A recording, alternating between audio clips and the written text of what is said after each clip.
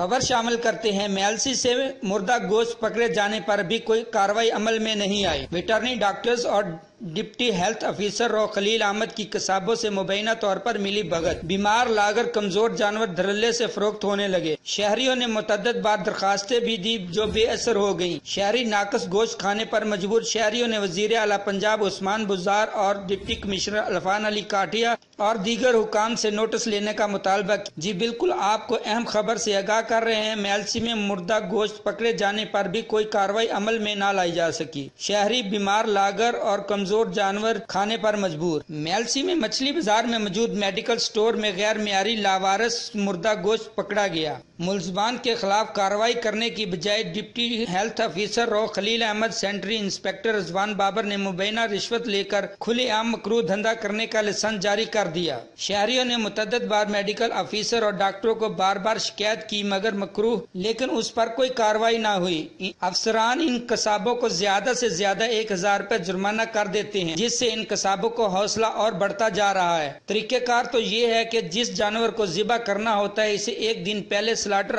House میں doctor کی نگرانی میں دے دیا جائے۔ اگلی صبح ڈاکٹر اس کی صحت کو جانچتے ہوئے اسے ذبح کرنے کا حکم دے اور ڈاکٹر اپنی موجودگی میں جانوروں پر مہرے لگائے۔ مگر میلسی میں سب الٹا ہے، سلاٹر ہاؤس میں ڈاکٹر آتا ہی نہیں، وہ اپنے اسسٹنٹ کو بھیج دیتا ہے جو آنکھیں بند کر کے مہرے لگاتا رہتا ہے۔ اور نوٹوں کی چمک نے افسران کو اندھا کر دیا ہے اور شہری لاگت ناقص گوشت کھانے پر مجبور ہیں۔ شہریوں نے وزیر اعلیٰ پنجاب، ڈی سی وہاڑی اور دیگر اعلیٰ حکام سے سخت کارروائی کا مطالبہ کیا ہے۔